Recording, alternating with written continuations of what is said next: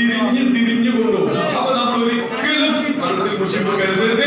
അത് അവിടെ സമയ ട്രാഫിക്കിന്റെ ക്രമീകരണത്തിന്റെ ഭാഗമാണെന്ന് മനസ്സിലാക്കിക്കൊണ്ട് ഞാൻ പറയാൻ കാരണം, നമ്മള് ഹജ്ജിന് ഇഹ്റാം ചെയ്ത് നിൽക്കുന്ന ഒരു സമയത്ത് മോശം ചിന്താഗതി വരാതിരിക്കാൻ എന്നോട് ഒരാൾ പറഞ്ഞു, അവിടെ ഇങ്ങനെ നടത്തിക്കേണ്ട കാര്യമില്ല, നമ്മൾക്ക് വേണ്ടിയിട്ട് വേറൊക്കെ തുറന്നിട്ടുണ്ടല്ലോ എന്നൊക്കെ പറയും. അതൊന്നും അല്ല എന്ന് നമ്മള് പെരുന്തൽമണ്ണയിൽ പോകുന്ന ആൾക്കാർ മനസ്സിലാക്കുന്നു. നമ്മൾ അതിനൊക്കെ ഏത് രീതിയിലാണ് ഇവിടുന്ന്. ഒരാളിനോട് പറഞ്ഞു, അറബ കഴിഞ്ഞിട്ട് വരുന്ന സമയത്ത് ഇന്ത്യക്കാരോട് കാണുമ്പോൾ മറ്റേ എസ്കലേറ്റർ ഉണ്ടല്ലോ, അതാണ് ഓഫാക്കിയത്. സംഭവം എന്താണ്, ഒരുപാട് ആളുകൾ വരുന്ന സമയത്ത് ജാമായിട്ട് മറിഞ്ഞു വീഴാതിരിക്കാൻ വേണ്ടിയിട്ട് അവർ ചെയ്ത ഒരു ക്രമീകരണം മാത്രമാണ് ഞാൻ പറയുന്നത്. എന്താ വെച്ചാൽ, അങ്ങനെ നമ്മള് തൽബിയത്ത് ചൊല്ലിക്കൊണ്ട് അറഫയെ ലക്ഷ്യമാക്കി മിനയിൽ നിന്ന് ട്രെയിനിലാണെങ്കിൽ ട്രെയിനില്, ബസ്സിലാണെങ്കിൽ ബസ്സിൽ നമ്മൾ പോകുന്നു. അങ്ങനെ ട്രെയിൻ മെട്രോ സ്റ്റേഷൻ ഒന്നാണ് നമുക്ക് കിട്ടിയതെങ്കിൽ അറഫ ഒന്നില് നമ്മുടെ ട്രെയിൻ നിർത്തും, നമ്മൾ എങ്ങനെയാണെങ്കിലും നമ്മള് അറഫയിലെത്തും. ഇത് ബിനയിലെ ടെന്റാണ്. ബിനയിലെ ടെന്റില് നമുക്ക് എത്ര സ്ഥലമുണ്ട്? ബിനയിലെ ടെന്റില് നമുക്ക് എത്ര സ്ഥലമുണ്ട്? 1/2 മീറ്റർ വീതിയും 6 അടി നീളവുമാണ് നമുക്ക് ഉണ്ടാവുക. ആ സ്ഥലത്താണ് നമ്മൾ വിശ്രമിക്കുക, ആ സ്ഥലത്താണ് നമ്മുടെ സാധനങ്ങൾ വെക്കാം. ആ സ്ഥലത്ത് കൂടെ നമ്മൾ നടന്നു പോണ സമയത്ത് കാല് തട്ടിയാളെന്ന് സാരമില്ല, മറ്റേ ആളെന്ന് പറയും, ഇത് തല പൊളിഞ്ഞിട്ടൊന്നുമില്ലല്ലോ, അതൊക്കെ ഉണ്ടാവുന്നു. അങ്ങനെ പരസ്പരം അങ്ങോട്ടും ഇങ്ങോട്ടും സഹായിച്ച് സഹകരിച്ച് നമ്മൾ മിനയില് നിന്ന് നേരത്തെ പറഞ്ഞതുപോലെ അറബയിലേക്ക് നമ്മൾ പോവാണ്. അങ്ങനെ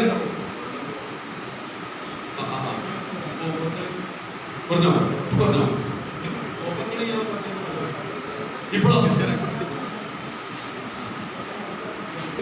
മിനയിൽ നിന്ന് അറഫയിലെത്തി അറഫയിലെ ടെന്റിലേക്ക് പ്രവേശിക്കണം. ആ സമയത്ത് ഇങ്ങോട്ട് പറയാനുള്ളത്, മിനയിൽ നിൽക്കുന്നതാണ് അറഫ സ്റ്റാർട്ട് ഹിയർ. അറഫയുടെ പരിധി എത്തുമ്പോ ഇതുപോലത്തെ ബോർഡുണ്ട്. അങ്ങനെ നമ്മൾ ദുൽഹജ്ജ് മാസം 9-ന് അറഫയിൽ ദുഹറിന് മുമ്പ് നമ്മളെ എല്ലാവരെയും അവിടെ എത്തിച്ചു. അവിടെ എത്തിക്കഴിഞ്ഞാൽ നമ്മള് വേറെ ഒന്നുമില്ല നമുക്ക് ചിന്ത. നമ്മളെ ബാഗും സാധനങ്ങളൊക്കെ ഒരു സ്ഥലത്ത് വെക്കാം. ആ സ്ഥലത്ത് വെച്ചതിന് ശേഷം അവിടെ പരിമിതമായ ബാത്റൂം, വുദു എടുക്കാൻ എല്ലാ സൗകര്യങ്ങളുണ്ട്. അവിടെ നിന്ന് വുദു എടുത്തതിന് ശേഷം നമ്മള് അറഫയിലെ ആ ടെന്റിൽ നമ്മൾ കയറിയിരിക്കുക. ഞാൻ പറയുന്നത്, നമ്മള് നമീറ പള്ളിയിലേക്കും മറ്റും നമ്മൾ പോവാൻ ശ്രമിക്കാതിരിക്കലാണ് നല്ലത്. കാരണം തുടക്കത്തിൽ 45 ഡിഗ്രിയിൽ തുടങ്ങിയ ചൂട് ഹജ്ജിന്റെ സമയമായപ്പോൾ മശായർ ഏരിയയിൽ 55 വരെ എത്തിയിട്ടുണ്ട്. കാരണം എന്തുകൊണ്ടറിയാം, ലോക മുസ്ലിങ്ങൾ മൊത്തം അവിടെ ഒരുമിച്ച് കൂട്ടാണ്. പ്രതിനിധികളായിട്ടുള്ള ആളുകളൊക്കെ അവിടെ വരികയാണ് ഹജ്ജിന് വേണ്ടിയിട്ട് ഒരേ സ്ഥലത്ത്. അതേ സമയം തന്നെ ഈ ടെന്റുകളിലൊക്കെ AC വർക്ക് ചെയ്യുന്നു. ഇതിനൊക്കെ ചൂട് കാരണം നല്ല ചൂടായിരിക്കും. അതുകൊണ്ട് തന്നെ നമുക്ക് ഡീഹൈഡ്രേഷൻ സംഭവിക്കാനും ക്ഷീണം സംഭവിക്കാനും ഒക്കെ സാധ്യതയുണ്ട്. അതുകൊണ്ട് ഞാൻ ഉത്തമമായ ഒരു രീതി എന്ന് പറയുന്നത്, അറഫയിലെ ടെന്റിൽ നമ്മൾ എത്തിയാൽ നമ്മൾ ഒതൊക്കെ എടുത്തിട്ട് ഒരു ഭാഗത്ത് ഇരിക്കുക. അതിനുശേഷം നമ്മൾ കൃത്യമായിട്ട് ആ ദുഹർ മുതൽ അസർ മഗ്രിബ് വരെയുള്ള ആ സമയത്ത് അല്ലാഹുവിനോട് അടുക്കാൻ വേണ്ടിയിട്ട് പരമാവധി ശ്രമിക്കും. നമ്മൾ ഫ്രീ ആയി, വേറെ ഒന്നുമില്ല. നമുക്ക് ഭക്ഷണമൊക്കെ നമുക്കുള്ള ഭക്ഷണം അവിടെ എത്തും. നമ്മള് ഒരു സ്ഥലത്ത് ജ്യൂസ് കൊടുക്കുന്ന സ്ഥലത്തൊക്കെ നമ്മൾ പറയണതുകൊണ്ട് അത്തരത്തിലുള്ള വഴിയൊക്കെ നമുക്ക് കാണാൻ പറ്റും. പക്ഷെ നമ്മൾ അതൊന്നുമില്ല. നമ്മളെ ശ്രദ്ധ മാത്രം അറഫ സംഗമത്തിൽ നമ്മളുടെ ഒരൊറ്റ ചിന്ത മാത്രമുള്ളൂ, അല്ലാഹുവേ ഈ സമയത്ത് പരിപൂർണമായി അറഫ മുഴുവൻ കരസ്ഥമാക്കിയവരിൽ ഞങ്ങൾ ഉൾപ്പെടുത്തണേ. ഈ ഒരൊറ്റ ഉദ്ദേശത്തോടു കൂടി നമ്മൾ ഇരിക്കാം. അങ്ങനെ നമ്മളെന്താണ് ബിസ്മിയും ഹംദും സലാത്തും ദിക്റും അതുപോലെ ഖുർആൻ ഓതലുമായിട്ട് നമ്മളങ്ങനെ കൂടുമ്പോഴല്ലോ നമുക്ക് ഇങ്ങനെ വല്ലാത്തൊരവസ്ഥ വരും. നമുക്ക് അള്ളാഹുവിലേക്ക് അടുക്കുമ്പോൾ ഒരു കരച്ചിലുണ്ട് വരും.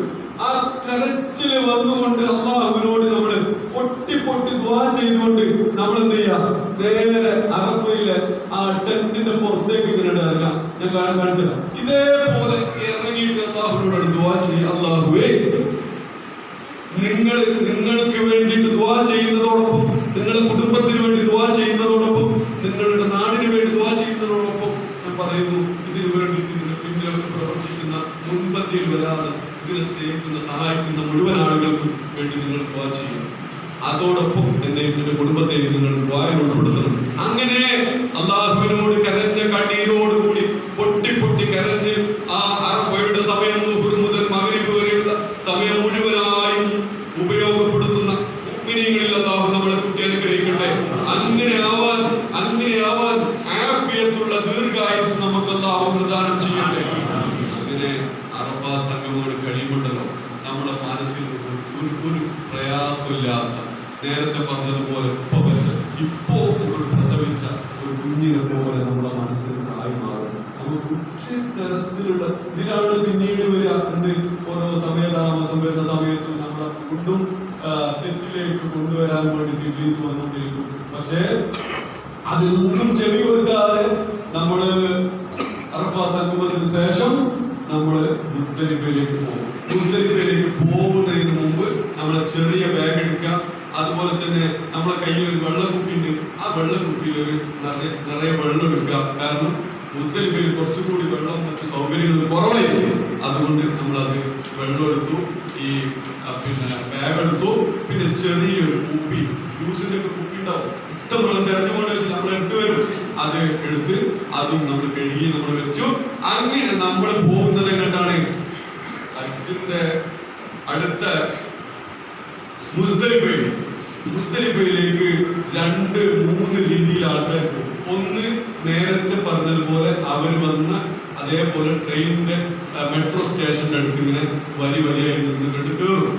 വേറൊന്ന്, നേരത്തെ വന്ന ആളുകൾ ബസ്സിൽ വന്നതുപോലെ കുറച്ച് ആളുകൾ നടക്കും. എങ്ങനെയാണെങ്കിലും നമ്മൾ അതിൻ്റെ അടുത്ത് ഒരു കാര്യം പറയാം. ഈ മിനയിൽ ഉള്ളതുപോലെ അറഫയിലും മുമ്പത്തേനേക്കാളും കുറച്ചുകൂടി സൗകര്യം. അറഫയിൽ ടെന്നുണ്ട്. അപ്പൊ അതിൻ്റെ ഉള്ളിലും എന്താ പറയാ, നേരത്തെ വലിച്ചു കെട്ടിയിട്ടുള്ള ശീലബന്ധം പോലെ ഇപ്പൊ ഇങ്ങനത്തെ ടെന്റൊക്കെ ഉണ്ട്, AC ഒക്കെ ഉണ്ട്. പക്ഷെ എന്നാലും ഞാൻ അതില് നമ്മള് ഈ പറഞ്ഞ രീതിയിൽ പരമാവധി ആയി ദുആ ചെയ്ത് നമ്മളിങ്ങനെ വരിക. ഇങ്ങനെ വന്നു കഴിഞ്ഞാൽ അറഫ എൻഡ് ഹിയർ, നടക്കുന്ന ആൾക്കാർ ശ്രദ്ധിക്കാം. അറഫ എൻഡ് ഹിയർ എന്നുള്ള ബോർഡ് കാണാം. അതിനുശേഷം മുസ്ദലിഫയിൽ രാത്രി നമ്മൾ അവിടെ ചെല്ലുന്നു. അവിടെ ചെന്നതിന് ശേഷം നമുക്ക് നിസ്കരിക്കാൻ, വുളു എടുക്കാൻ നമുക്ക് വെള്ളമില്ലെങ്കിൽ നമ്മുടെ കയ്യിൽ ഒരു കുപ്പിയുണ്ട്. ആ കുപ്പിയിലെ വെള്ളം ഉപയോഗിച്ചിട്ട് നമ്മൾ വുളു എടുക്കുക, അത്യാവശ്യം കാര്യങ്ങളൊക്കെ ചെയ്യാം. അങ്ങനെ നിസ്കരിച്ച ശേഷം നമ്മൾ രാത്രി അവിടെ ഉറങ്ങും. മുസ്ദലിഫയിൽ ഉറങ്ങി കിട്ടാത്ത ഒരാളും ഉണ്ടാവും. നന്നായിട്ട് ഉറങ്ങും. നമ്മുടെ കയ്യിലൊരു ഷീറ്റ് ഉണ്ടല്ലോ, ഷീറ്റ് വിരിക്കാം. അപ്പോ ഞാൻ അതിന്റെ ഒരു സാധനം കാണിച്ചില്ല. മുസ്ദലിഫ സ്റ്റാർട്ട് ചെയ്യാൻ നമുക്ക് കാണാം, ബോർഡ് കാണാം. അപ്പോ ഞാൻ പറഞ്ഞത് നടന്നു വരുന്നതൊക്കെയാണ്. ഏതായാലും ഇവിടെ ചില സ്ഥലത്ത് ഇതുപോലെ കാർപ്പറ്റ് വിരിച്ചിട്ടുണ്ടാവും, ടെന്റ് ഉണ്ടാവില്ല മുസ്ദലിഫയിൽ. എന്നാൽ ചില സ്ഥലത്ത് ഇങ്ങനെ വിരിച്ചിട്ടുണ്ടാവും, ചില സ്ഥലത്ത് ഒന്നും ഉണ്ടാവില്ല. ഏതായാലും മുസ്ദലിഫയിൽ എത്തി എന്ന് ഉറപ്പുവരുത്തുക. അതിനുശേഷം നമ്മള് മുസ്ദലിഫയിൽ രാപ്പാർക്കുക എന്ന് പറയുന്നതിനോടൊപ്പം തന്നെ കല്ല് വെക്കുക. എത്ര കല്ല് വേണം? നമുക്ക് 70 കല്ല് വേണം. വേണ്ടേ? ആദ്യ ദിവസം ദുൽഹജ്ജ് 10 അന്ന് എറിയാനുള്ള 7 കല്ല്, 11-ന് 21, 12-ന് 21, 13-ന് 21, അങ്ങനെ 63, 7, 70, 5 കല്ല് എക്സ്ട്രാ എടുക്കുക അല്ലെ, കുഞ്ഞായിട്ട് പോകേണ്ടി. അങ്ങനെ നമ്മൾ കല്ല് ഒരുക്കി തഹജ്ജുദ് നിസ്കരിച്ചു, സുബഹി നിസ്കരിച്ചു. കഴിഞ്ഞ വർഷമൊക്കെ രാത്രി അർദ്ധരാത്രി കഴിഞ്ഞിട്ട് കുറച്ച് പുലരിന്റെ സമയത്ത് ആൾക്കാർ പോയിട്ടുണ്ടെങ്കിൽ ആദ്യമൊക്കെ.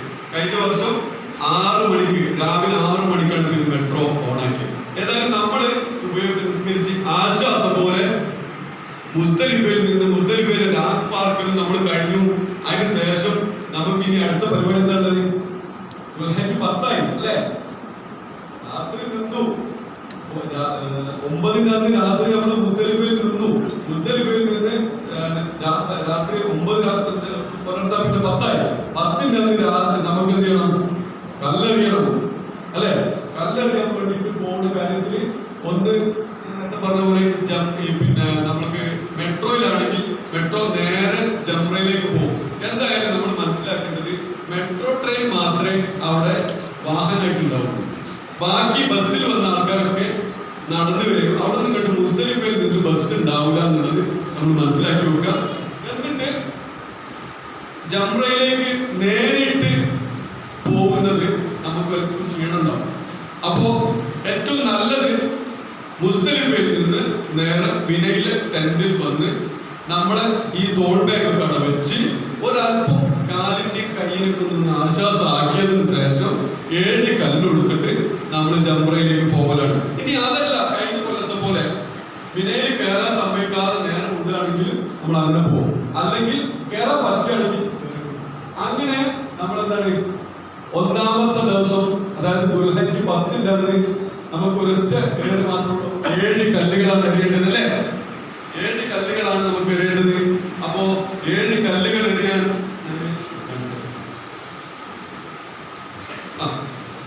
നമ്മൾ വരുന്ന എവിടെയാണ്?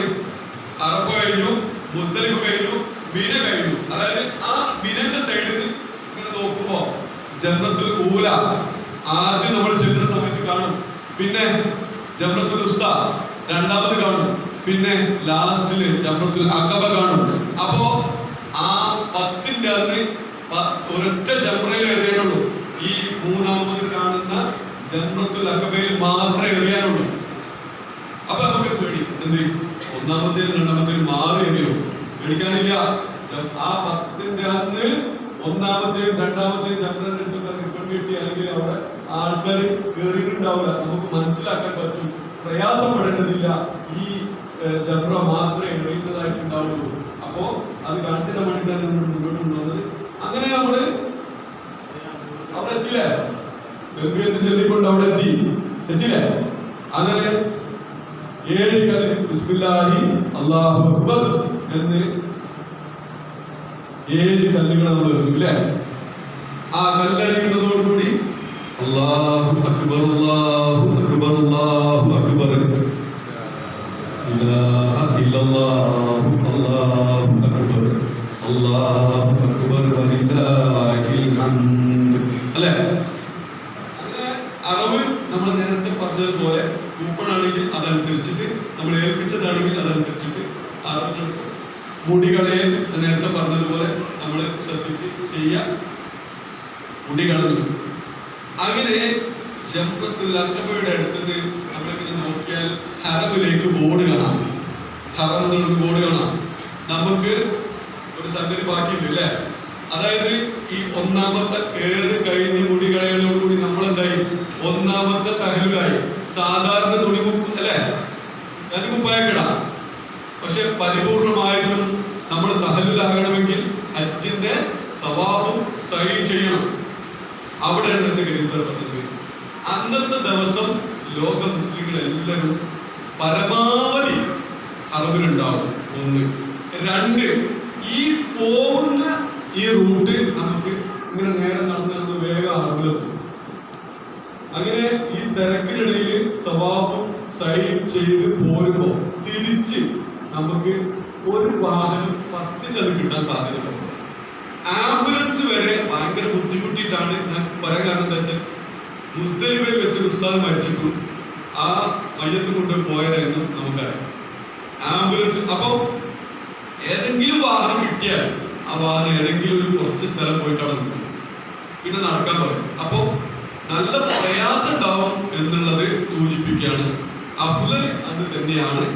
എന്നാൽ അങ്ങനെ ചിലർ ഓരോരുത്തരുടെയും അവസ്ഥക്കനുസരിച്ചിട്ട് തവാഫും സഈ ചെയ്യും.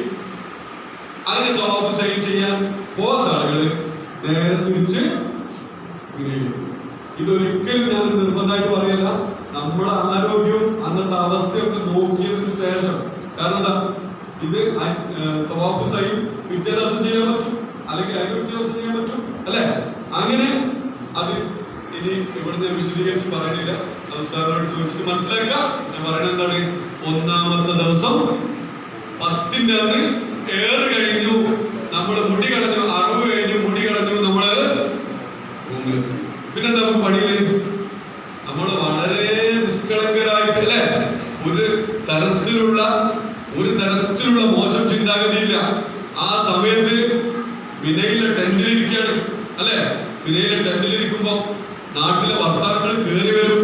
ആ ആ സമയത്ത് നമ്മൾ എന്ത് ചെയ്യണം? അതൊക്കെ തടയാനും സ്വയം സംയമനം പാലിക്കാനും സമയത്ത് നോക്കണം. കാരണം എന്താ, ഓരോ തരത്തിലുള്ള വർത്താനങ്ങൾ പറഞ്ഞിട്ട് വേണം എന്ത് ചെയ്യാൻ, നിങ്ങളെ ഫസാദാക്കാൻ അല്ലേ. അങ്ങനെ 10 കഴിഞ്ഞു, 11-ന് മുത്തോഫുമാര് നിർദ്ദേശിക്കും നമ്മളെ ഈ ടെന്റിലുള്ള ആൾക്കാർക്ക് എറിയാൻ പോകാൻ സമയമായി. അങ്ങനെ നമ്മൾ എന്ത് ചെയ്യും? 11-ന് നമ്മളെ കയ്യില് കല്ലില്ലേ, 3-7-21 2 കല്ല് ഏറെടുക്കാം. എറിയാനല്ല, നമ്മളത് തട്ടിത്തെറിച്ച് പോയിട്ട് പിന്നെ അവിടുന്ന് അപ്പോ 1-ാമത്തെ ജംറയിൽ എറിയും, 2-ാമത്തേൽ എറിയും, 3-ാമത്തേൽ അല്ലെ. അങ്ങനെ 11-ന്റെ ഏറ് കഴിഞ്ഞു. തിരിച്ച് നമ്മുടെ മിനയിലേക്ക് വന്നു. 12-ന്റെ എറിഞ്ഞു, 13-ന്റെ എറിയുമ്പോൾ നമ്മൾ ശ്രദ്ധിക്കാം, നമ്മളെ വാഹനം ഒരല്പം ധൃതി കൂട്ടുന്നുണ്ടാവും. അപ്പൊ അതുകൊണ്ട് നമ്മൾ കുറച്ച് നേരത്തെ നടന്നു വെച്ച് അവിടുന്ന് വേഗം 2 മണിക്ക് വണ്ടി എന്ന് പറഞ്ഞാല് നമ്മൾ സാധാരണഗതിയിൽ പോകുന്ന മാതിരി പോന്നാൽ മതിയാവില്ല. ആ സമയത്ത് നമ്മൾ ശ്രദ്ധിക്കാം. കാരണം 13-ന്റെ അന്ന് ഏറ് കഴിഞ്ഞ് സൂര്യാസ്തമയത്തിന് മുമ്പ് നമ്മളെ അവിടെ നിന്ന് മിനയിൽ നിന്ന് മക്കത്ത് അസീസയിലെ താമസ സ്ഥലത്തേക്ക് നമ്മളെ തിരിച്ചു കൊണ്ടുവരും. അപ്പൊ ഏറ് കഴിഞ്ഞില്ലേ? അപ്പൊ ഇതിന്റെ ഇടയ്ക്ക് 10-ന്റെ അന്ന് തവാഫ് സഅയ് ചെയ്യാൻ, ഹജ്ജിന്റെ തവാഫ് സഅയ് ചെയ്യാൻ കഴിയാത്ത ആളുകൾ ചിലപ്പോൾ 11-ന് പോകും, ചിലർ 12-ന് പോകും അല്ലെ, 13-ന് പോകും. അങ്ങനെ വിവിധ ദിവസങ്ങളിൽ ഞങ്ങളുടെ കഴിഞ്ഞ ദിവസം ക്ലാസ് കഴിഞ്ഞപ്പോൾ ചോദിച്ചു എല്ലാ ദിവസവും പോകണമെന്ന് ചോദിച്ചു. വേണ്ട, നമ്മള് പരിപൂർണമായും ഹജ്ജിന്റെ തഹല്ലുലാകണമെങ്കിൽ നമ്മള് ഹജ്ജിന്റെ തവാഫ് സഅയ് ചെയ്തിരിക്കണം. അത് 10-ന് അന്ന് കഴിയാത്തവര് പിറ്റേ ദിവസം അല്ലെങ്കിൽ പിറ്റേ ദിവസം. അങ്ങനെ നമ്മള് ഈ മുതവഫുമാര് ബസ് ഏർപ്പാടാക്കും. എന്തിന്? മിനയിൽ നിന്ന് നമ്മുടെ മക്കത്ത് റൂമിലേക്ക് പോരാൻ. ആ സമയത്ത് എല്ലാ സാധന സാമഗ്രികളും എടുത്ത് നമ്മൾ പാക്ക് ചെയ്ത് അവരുടെ നിർദ്ദേശപ്രകാരം 13-ന്റെ ഏറും കഴിഞ്ഞ് അങ്ങനെ മുഴുവനായിട്ട് തൃപ്തിയായി പോരുന്ന ആളുകളായി മാറാൻ അല്ലാഹു തൗഫീഖ് നൽകട്ടെ. അങ്ങനെ ബസ്സിൽ കയറി നമ്മൾ പോരും. ആ ബസ് നമ്മളെ മക്കത്ത് റൂമിന്റെ ഏകദേശം അടുത്തെത്തി. നമ്മൾ അവിടെ ഇറങ്ങി. ഹജ്ജ് കഴിഞ്ഞു. നമ്മള് എവിടെ? മക്കയിലെത്തി. ഇതൊക്കെ ഞാൻ നേരത്തെ ജംറ നമുക്ക് ഇങ്ങനെ എറിയുമ്പോ നേരിൽ കാണുന്ന ഒരു ഫോട്ടോ ആണ്. ഈ കൂടുതൽ ഇങ്ങനെ ഇതാക്കാൻ സമയമില്ലാത്തതുകൊണ്ടോ. ഏതായാലും 13 കഴിഞ്ഞ് നമ്മള് വിലക്ക് ശേഷം നേരത്തെ പറഞ്ഞതുപോലെ ഹജ്ജിന് ശേഷം സമയമുള്ളവര് സിയാറത്തും കാര്യങ്ങളൊക്കെ ഹജ്ജിന് ശേഷം, ഹജ്ജിന് മുമ്പ് അതങ്ങനെ ആയി. അങ്ങനെ നമുക്ക് പോരാൻ വേണ്ടിയിട്ട് 8 ദിവസം ബാക്കിയുള്ളപ്പോ ഇപ്പൊ നമ്മൾ ഹജ്ജ് കഴിഞ്ഞിട്ടോ. ഹജ്ജ് കഴിഞ്ഞു 13-ന്റെ ഏറും കഴിഞ്ഞ് നമ്മൾ സാധനങ്ങളൊക്കെ എടുത്ത് ബസ് കയറി മക്കത്ത് താമസിക്കുന്ന അസീസയിലെ ബിൽഡിംഗിൽ എത്തിയില്ല. വേറെ പോവാണ്, സ്ലോയിൽ പോയിട്ട് സ്ഥലമാണ്. പക്ഷെ നമ്മളെ സമയം അനുവദിക്കാത്തതുകൊണ്ട് അങ്ങനെ നമ്മൾ അവിടെ നിന്ന് നേരത്തെ സിയാറത്തിലൊക്കെ പോകാത്ത ആളുകള് ഈ പറയുന്ന രീതിയിൽ നമ്മളിങ്ങനെ പോകില്ല. ജബലുന്നൂർ ഒക്കെ പോവും, സവർവ, അതുപോലെ തന്നെ മസ്ജിദ് ജിന്ന് തന്നെ അങ്ങനെ ഒക്കെ നമ്മള് സിയാറത്തൊക്കെ ഞാൻ നേരത്തെ പറഞ്ഞു. അതുപോലെ നമ്മൾ പോയി നമ്മൾ മക്കത്ത് നിൽക്കാം. ഞാൻ പറഞ്ഞതുപോലെ നമുക്ക് നാട്ടിലേക്ക് തിരിച്ചു വരാൻ 8 ദിവസം ബാക്കിയുള്ള സമയത്ത് നമ്മളോട് പറയും മദീനയിലേക്കുള്ള യാത്ര ഇന്ന സമയത്ത്, ഇന്ന ദിവസം, ഇന്ന സമയത്താണ്. അപ്പൊ 1-2 കാര്യങ്ങൾ സാങ്കേതികമായി ശ്രദ്ധിക്കണം എന്ന് പറയാം. ഒന്ന്, മക്കത്ത് നമുക്ക് താമസിക്കുന്ന സ്ഥലത്ത് ഭക്ഷണം പാകം ചെയ്യാൻ സൗകര്യം ഉണ്ടായിരുന്നു. മദീനയില് അത് ഉണ്ടാവില്ല. 1. അപ്പൊ അതുകൊണ്ട് കുറച്ച് പൈസ ബാക്കി വെക്കണം, ഒരു കാര്യം. രണ്ടാമത്തത്, മക്കത്ത് നമുക്ക് അലക്കി ചിക്കാൻ വേണ്ടി, ചിക്കാൻ വേണ്ടി സൗകര്യം ഉണ്ടായിരുന്നു. മദീനയില് സ്റ്റാർ ഹോട്ടലാണ്, അവിടെ സൗകര്യം ഉണ്ടാവില്ല. അപ്പൊ എന്ത് ചെയ്യണം? മുഴുവൻ വസ്ത്രങ്ങളും ഇവിടുന്ന് അലക്കി നന്നായിട്ട് മടക്കി ബാഗിൽ വെച്ചൂടാ. പിന്നെ അടുത്തെന്താണ്? നമ്മൾ ഇങ്ങോട്ട് പോരുന്നതിന് മുമ്പ് എടുക്കാൻ ഒരു കാരണവശാലും ഇല്ലാത്ത സാധനങ്ങളില്ല, അതൊക്കെ ഒരു ബാഗിലാണ്. ചട്ടി, പാത്രം, സാധനങ്ങൾ. അതുപോലെ വേണ്ട സാധനങ്ങൾ മാത്രം ഒരു ബാഗിലൊക്കെ. അങ്ങനെ നമ്മള് മക്കത്ത് നിന്ന് ഇനി പിന്നെ ആ റൂമിലേക്ക് ഇല്ലാത്ത രീതിയിൽ നമ്മള് ലഗേജുകളെ പാക്ക് ചെയ്യും. പിന്നെ ഇനി നമ്മൾ ബാക്കിയുള്ളത് വിദാഇന്റെ തവാഫ് ചെയ്യാനുണ്ട്. വിദാഇന്റെ തവാഫ് ചെയ്യാൻ വേണ്ടിയിട്ട് നമ്മള് എന്താണ്, നമ്മൾക്ക് 10-ാം തീയതി രാവിലെ 10 മണിക്ക് മദീനയിലേക്കുള്ള ബസ് വരും എന്ന് പറഞ്ഞാൽ 9:45 പോയി വരാൻ വേണ്ടി നിൽക്കാതെ ഒരല്പം സമയത എടുത്തുകൊണ്ട് ആശ്വാസത്തിൽ വരാൻ വേണ്ടി ശ്രദ്ധിക്കുക. 2 കാര്യം. 1, നമുക്ക് സംതൃപ്തിയോടുകൂടി ചെയ്തു വരാൻ. 2, നമ്മൾ അഥവാ നേരം വൈകിയാൽ ആ ബസ്സിലുള്ള 38 ആൾക്കാരും അവിടെ കാത്തു നിൽക്കുന്നുണ്ടാവും. അപ്പൊ അതുകൊണ്ട് അതിനൊരു സമയക്രമൊക്കെ നേരത്തെ ലഗേജ് ഒക്കെ റെഡിയാക്കി നമ്മൾ അങ്ങനെ വിദായിന്റെ തവാഫിന് പോകും. ഇതിന്റെ അടുത്തൊരു സംശയം, ഈ ഹജ്ജിന്റെ തവാഫ് മിനയിൽ നിന്ന് ചെയ്യാത്ത, അല്ലെങ്കിൽ മിനയിൽ നിൽക്കുന്ന സമയത്ത് ചെയ്യാത്ത ആൾക്കാരുണ്ടാവും. ശാരീരികമായി ബുദ്ധിമുട്ടുള്ള ആൾക്കാർ, മറ്റു കാരണങ്ങളൊക്കെ ഉണ്ട്. ഇവര് ഹജ്ജ് കഴിഞ്ഞ് വന്നതിന് ശേഷം തവാഫും സൈയും ചെയ്യാൻ വേണ്ടിയിട്ട് ശ്രദ്ധിക്കാം. 1, അതോടുകൂടിയാവും നമ്മൾ ഹജ്ജ് പൂർണ്ണമായിട്ടും നമ്മൾ തഹല്ലുലായി എന്ന് പറയുന്നത്. അപ്പോ ആ ഒരു കാര്യം ശ്രദ്ധിച്ചു. അതിനുശേഷം നമുക്ക് മദീനയിലേക്ക് പോകുന്നതിന് മുമ്പ് വിദായിന്റെ തവാഫ് ചെയ്യാറുണ്ട്. വിദായിന്റെ തവാഫ് ചെയ്യാൻ വേണ്ടിയിട്ട് മക്കത്ത് മതാബിലേക്ക് പോകും. അപ്പോ വേറൊന്ന്, ഈ ഹജ്ജ് കഴിഞ്ഞിട്ട് നമ്മൾ വരുമ്പോ നമ്മള് ഇഹ്റാമിന്റെ വസ്ത്രത്തിലല്ലോ ദുൽഹജ്ജ് മാസം കഴിഞ്ഞ വരെ ഒരു ഇളവ് തരാറുണ്ട്. മുഹറം 1 ആയി കഴിഞ്ഞാൽ ഈ പറഞ്ഞ പോലെ ഇഹ്റാമിലല്ലാത്തവരെ കയറ്റും. എന്നാൽ ദുൽഹജ്ജ് മാസത്തിൽ നമുക്ക് വിദായിന്റെ തവാഫിന്റെ മുമ്പ് ഈ ഹജ്ജിന്റെ തവാഫും സൈയും പൂർത്തീകരിക്കാനുള്ള ആളുകൾക്ക് സൗകര്യം എന്നുള്ള രീതി ഉണ്ടാവാറുണ്ട് എന്നാണ് ഈ വർഷം എങ്ങനെയാണെന്ന് ഓരോ വർഷം ഒരു തീരുമാനിക്കണം. എന്തായാലും നമ്മൾ വിദായിന്റെ തവാഫ് ചെയ്യുന്നതിന് മുമ്പ് ഹജ്ജിന്റെ തവാഫും സൈയും ചെയ്തു അല്ലെങ്കിൽ ചെയ്യാത്ത ആൾക്കാരുണ്ടെങ്കിൽ നമ്മൾ മറ്റുള്ള ആൾക്കാരോട് പറയുന്ന ആള് ചെയ്തിട്ടില്ല, അല്ലെ? പറയില്ലേ? കഴിഞ്ഞു. ഇനി വിടവാങ്ങൽ തവാഫിന് വേണ്ടിയിട്ട് മക്കത്ത് നമ്മൾ ഹറമിലേക്ക് ചെല്ലുന്നു. അങ്ങനെ തവാഫ് ആരംഭിക്കുന്നു.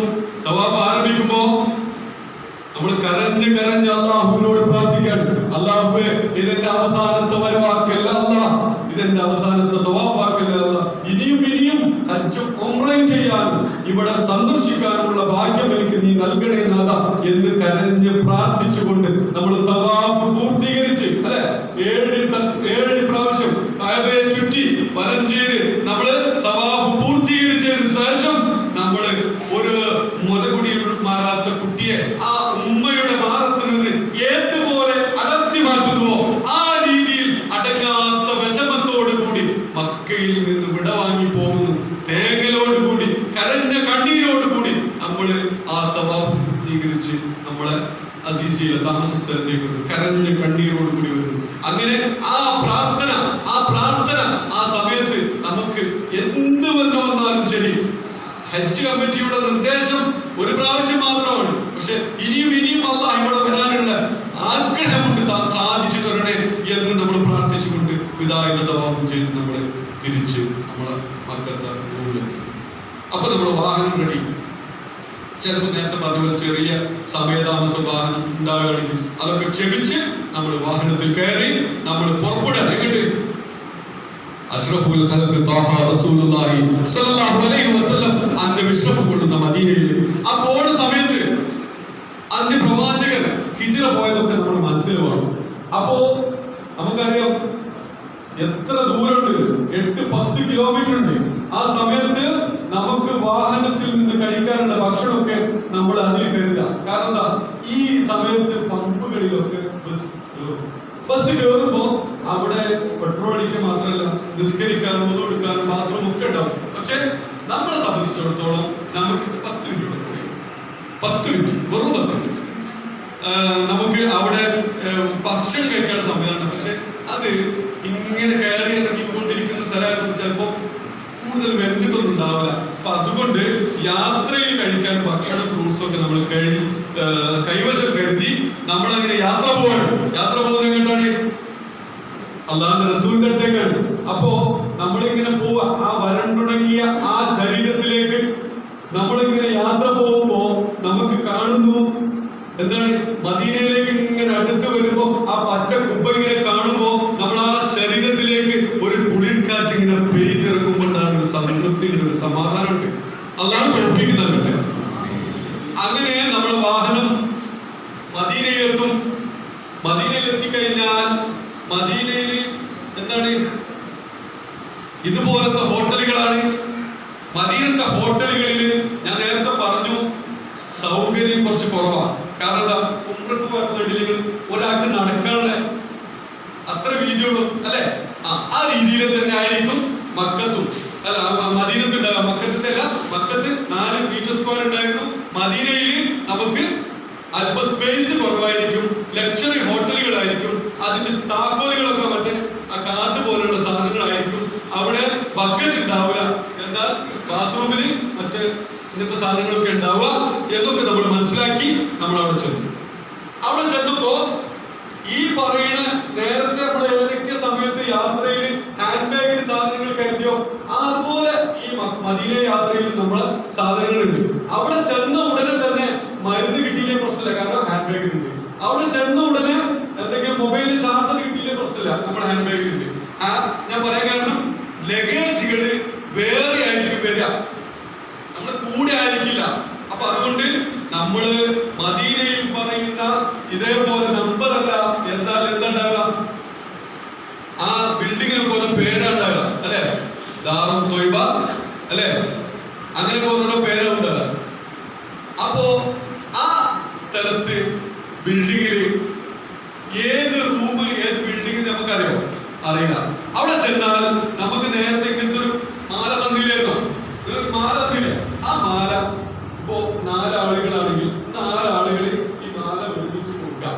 അപ്പൊ അവിടുത്തെ റിസപ്ഷനിസ്റ്റ് ഇപ്പാലില് അവിടെ നിന്നുണ്ടാവും. അവര് നമ്മൾക്ക് റൂം അലോട്ട് ചെയ്യാൻ അഡ്മിഷന്റെ ആളുകൾ അവിടെ ഉണ്ടാവും. അപ്പൊ ഇത് 4 കൊടുത്താൽ അപ്പൊ നിങ്ങൾക്ക് 107 നമ്പർ. അപ്പൊ ചാവി തന്നു, ഈ ആളുകൾക്ക് ഇത് തന്നു കഴിഞ്ഞാൽ നമ്മൾ എന്ത് ചെയ്യാം? ആ റൂമിലേക്ക് പോവാം. നമ്മളെ ഹാൻഡ് ബാഗ് ലഗേജ് വന്നോളൂ, ലഗേജ് നമുക്ക് വന്നു. ആ ലഗേജുകൾ വന്നാലും നേരം വൈകിയാലും നമ്മൾക്ക് അത്യാവശ്യമുള്ള സാധനങ്ങൾ ഹാൻഡ് ബാഗിലുള്ളതുകൊണ്ട് പ്രശ്നമില്ല. അങ്ങനെ റൂമിലെത്തി, റൂം അലോട്ട് ചെയ്തു. റൂം അലോട്ട് ചെയ്യുന്ന രീതി പറഞ്ഞു. അങ്ങനെ അപ്പത ബാങ്ക് കൊടുക്കുന്നു. അവിടുത്തെ താമസം എങ്ങനെയാ? മർക്കസിയ ഏരിയയിലായിരിക്കും, റിംഗ് റോഡിനുള്ളിലായിരിക്കും. കഴിഞ്ഞ വർഷം 300 മീറ്ററിനുള്ളിൽ എല്ലാവർക്കും താമസം കൊടുത്തിട്ടുണ്ട്. അതായത് നമ്മളെ കരാർ അനുസരിച്ച് 1 കിലോമീറ്റർ മസ്ജിദുൻ നബവിയുടെ 1 കിലോമീറ്റർ ചുറ്റളവിൽ നമുക്ക് താമസം എന്നുള്ളതാണ്. അങ്ങനത്തെ സ്റ്റാർ ഹോട്ടലുകളിൽ നമുക്ക് താമസം. ആ റൂമിൽ നിന്ന് ബാങ്ക് കൊടുത്തു. ബാങ്ക് കൊടുത്ത സമയത്ത് നമ്മള് മസ്ജിദുൻ നബവിയിലേക്ക് പോകുന്ന മുന്നേ ഒരു കാര്യം ശ്രദ്ധിക്കുക. ഹോട്ടലിന്റെ ആ താഴെയുള്ള കൗണ്ടറിൽ ഹോട്ടലിന്റെ കാർഡ് ഉണ്ടാവും. വാങ്ങുക. നേരത്തെ പറഞ്ഞതുപോലെ മൊബൈലിലോ ലൊക്കേഷൻ വെക്കുക. കൂട്ടത്തിൽ നമ്മളെല്ലാവരും ഇവിടുത്തെ സുഹൃത്തുക്കളായിട്ടുണ്ട്. ഒരുമിച്ച് പോവുക. സ്ത്രീകൾക്ക് വേറെ സ്ഥലത്തുകൂടെയാണ് പോകേണ്ടത്. അങ്ങനെയാണെങ്കിൽ പുറത്തെ ഏതെങ്കിലും ഒരു ഗേറ്റ് നമ്മൾ അടയാളം വെക്കുക. അങ്ങനെ ഇത് പുറത്തെ ചുമരിന്റെ ഒരു ഗേറ്റിന്റെ നമ്പറാണ്. അങ്ങനെ നമ്മള് മസ്ജിദുൻ നബവിയിലേക്ക് പോകുന്നു, തിരിച്ചു വരുന്നു. നമുക്ക് 5 വക്ത് 8 ദിവസം 40 വക്ത് ജമാഅത്ത് നിസ്കാരം മസ്ജിദുൻ നബവിയിൽ കിട്ടുന്ന രീതിയിലാണ് നമ്മൾ യാത്ര ക്രമീകരിച്ചിട്ടുള്ളത്. ഒരു വക്ത് പോലും നിസ്കാരം ജമാഅത്ത് മസ്ജിദുൻ നബവിയിൽ നഷ്ടപ്പെടാതിരിക്കാൻ സിയാറത്ത് സമയത്ത് ചെറിയ ക്രമീകരണം വരുത്തുക. എങ്ങനെ? സുബഹി നിസ്കരിച്ച ശേഷം സിയാറത്തിന് പോവുക, സുബഹിന് തിരിച്ചു വരിക. അല്ലാത്ത സമയമൊക്കെ നമുക്ക് നമ്മളെ നിസ്കാരം ജമാഅത്ത് നഷ്ടപ്പെടാൻ സാധ്യതയുണ്ട്. അങ്ങനെ നമ്മള് മദീനയിൽ താമസിക്കുകയാണ്. നമുക്ക് 2-3 കാര്യങ്ങളുണ്ട്. ഒന്ന് എന്താണ്? മസ്ജിദുൻ നബവിയിൽ നമ്മള് എല്ലാ സമയത്തും ജമാഅത്ത് നിസ്കാരം നടത്തുന്നു. പിന്നെ അള്ളാഹുവിന്റെ റസൂലിന് സലാം പറയണ്ടേ? ഒരു കാര്യം പറയാനുള്ളത്, സലാം പറയാൻ പോകുന്ന സ്ഥലത്ത് അവിടെ വേറെ പ്രത്യേകിച്ച് പാസും മറ്റു കാര്യങ്ങളൊന്നും ഇല്ല എന്നുള്ളത് മനസ്സിലാക്കാൻ അറിയാം എല്ലാവർക്കും. എന്നാലും അങ്ങനെ നമ്മള് ഒരു ഭാഗത്തു കൂടെ സലാം ചെല്ലാൻ വേണ്ടിയിട്ടുള്ള ഒരു വഴി, ആ വഴിയിലൂടെ അങ്ങനെ കയറുമ്പോ ആദ്യത്തെ അല്ലെ ആ വലിയ ദൂരമുള്ള സ്ഥലത്ത് ഇവിടെ ഇങ്ങനെ അള്ളാഹുവിന്റെ റസൂലിന്റെ ഖബറെടുത്ത് നമുക്ക് സലാം ചെല്ലണം. സലാത്തു വസ്സലാമു അലൈക യാ റസൂലല്ലാഹ് അല്ലെ. രണ്ടാമത്തത് അബൂബക്കർ സിദ്ദീഖ് റളിയല്ലാഹു അൻഹു നമ്മൾ സലാം ചൊല്ലുന്നു. സലാത്തു വസ്സലാമു അലൈക യാ അബൂബക്കർ സിദ്ദീഖ് റളിയല്ലാഹു അൻഹു. മൂന്നാമത് ഉമർ ഖത്താബ് റളിയല്ലാഹു അൻഹു. ഉമർ ഖത്താബ് റളിയല്ലാഹു അൻഹു സ്വലാത്തു വസ്സലാമു അലൈക യാ ഉമർ ഖത്താബ് റളിയല്ലാഹു അൻഹു. നമ്മൾ സ്വലാം ചൊല്ലി. അപ്പൊ ഒരു കാര്യം കഴിഞ്ഞു അല്ലെ? ഇനി നമുക്കെന്താ, ഞാൻ പെട്ടെന്ന് പോകുന്നത് എന്താ വെച്ചാൽ സമയമില്ല. കണ്ടോ, ഈ ഇങ്ങനെ ഒരു വഴിയിലൂടെ ഇങ്ങനെ വരുന്ന ലൈനായിട്ട് വരുന്ന കാണാൻ പറ്റും. ഇനി നമുക്ക് വല്ലാത്ത ആഗ്രഹമുണ്ട് അല്ലെ റിയാദുൽ ജന്നയിൽ. കാരണം അല്ലാഹു തൗഫീഖ് നൽകട്ടെ. നമ്മളെ പറഞ്ഞ കാർഡുകൾ വേണമെന്ന് നമ്മൾ പലരും പറഞ്ഞു കേട്ടിട്ടുണ്ട്. ഹാജിമാർക്ക് അത് ഹജ്ജ് മിഷൻ ബൾക്കായിട്ട് ഒരു പേപ്പറിൽ ഒരുമിച്ച് പെർമിറ്റ് തരും. ഈ സമയത്ത് നമ്മൾ ശ്രദ്ധിക്കേണ്ടത് 50 ആളുകൾ പെർമിറ്റ് ആണെങ്കിൽ ആ 50 ആള് പോവാൻ വേണ്ടിയിട്ട് ശ്രമിക്കാം.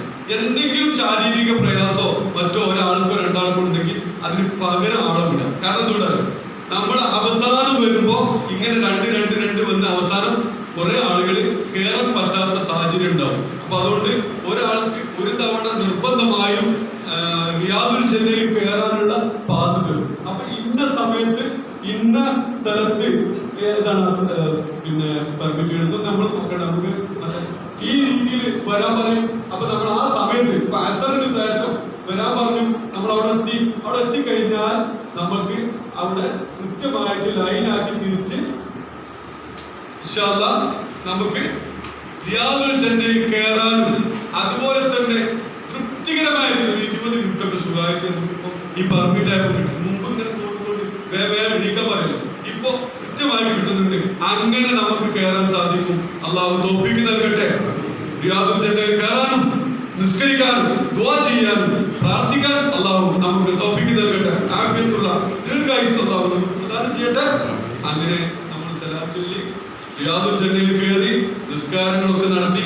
അപ്പോ ഞാൻ നേരത്തെ പറഞ്ഞതുപോലെ ജന്നത്തുൽ ബഖീ, ഉഹദ്, അതുപോലെ തന്നെ മസ്ജിദുൽ ഖുബ, ഖിബ്ലത്തൈനി, ഖന്തക്ക്, അങ്ങനെ ഇങ്ങനെ ഖുർആൻ പ്രിന്റിംഗ് പ്രസ് ഒക്കെ നമ്മള് ഈ സമയത്ത് നേരത്തെ പറഞ്ഞതുപോലെ അങ്ങനെ നിൽക്കുമ്പോ 8 ദിവസം കഴിഞ്ഞു. 8 ദിവസം കഴിയുമ്പോ നമ്മളോട് പറയും നമുക്ക് നാട്ടിലേക്ക് പോരാനുള്ള പിന്നെ ഒരു 36 മണിക്കൂറോ അല്ലെ 40 അങ്ങനെ ഒരു സമയം 48 മണിക്കൂറൊക്കെ പറയും. നമ്മളോട് ലഗേജുകൾ പാക്ക് ചെയ്യാൻ പറയും. നമ്മൾ ഇവിടുന്ന് എങ്ങനെയാണോ പാക്ക് ചെയ്തത് അതുപോലെ നമ്മൾ പാക്ക് ചെയ്യാം. നമ്മള് 7 കിലോ ബാഗ് അല്ലാത്ത എല്ലാ ബാഗുകളും റിസപ്ഷൻ കൗണ്ടറിൽ വന്നിട്ട് അവിടെ എന്ത് ചെയ്യും, എയർലൈൻസിന്റെ ആൾക്കാർ നമ്മുടെ അടുത്ത് വാങ്ങും. നമ്മള് അത് കൃത്യമായിട്ട് തട്ടപ്പെട്ടൊന്നുമില്ലാതെ ഇവിടുന്ന് പോയതുപോലെ തന്നെ തിരിച്ചു കൊടുക്കും. ഇവിടുന്ന് പോയപ്പോ കുറെ ഭക്ഷണ സാധനങ്ങളൊക്കെ ഉണ്ടാവും, അതിന് പകരം കുറച്ച് കാരക്കൊക്കെ വാങ്ങും. നമ്മൾ അതിൽ പാക്ക് ചെയ്ത് കൃത്യമായിട്ട് കൊടുക്കും. ഒരു കാര്യം ശ്രദ്ധിക്കാം, ലഗേജിന് സംസം വെള്ളം കൊണ്ടുവരാൻ നമുക്ക് നിലവിൽ പെർമിറ്റ് ഇല്ല എന്ന് നമ്മൾ മനസ്സിലാക്കുക. നമ്മളെ ലഗേജ് ഈ സാധനങ്ങളൊക്കെ അവര് അവിടെ നിന്ന് കൃത്യമായിട്ട് കൊണ്ടുപോകും. സംസം വെള്ളം ഓരോരുത്തർക്കും എവിടെ വെച്ചിട്ട് ഈ നമ്മൾ പോയ എയർപോർട്ട് എവിടെയാണെന്ന് വെച്ചാൽ അവിടെ വെച്ചിട്ട് നമുക്ക് തരും. സമയക്കുറവ് കൊണ്ട് ഞാൻ പെട്ടെന്ന് പോവാണ്. അങ്ങനെ ഇതേപോലെ നമ്മള് ബസ് ഇന്ന ദിവസം പോവാനുണ്ട് പറഞ്ഞ ബസ്സിന്റെ പിന്നെ നമ്പറും അതിൽ ആളുകളുടെ പേരും ഒട്ടിക്കും. അതിൽ തന്നെ വരില്ല. കാരണം എന്താ, നമ്മുടെ പാസ്പോർട്ട് ആ ബസ്സിലാണ് വരിക.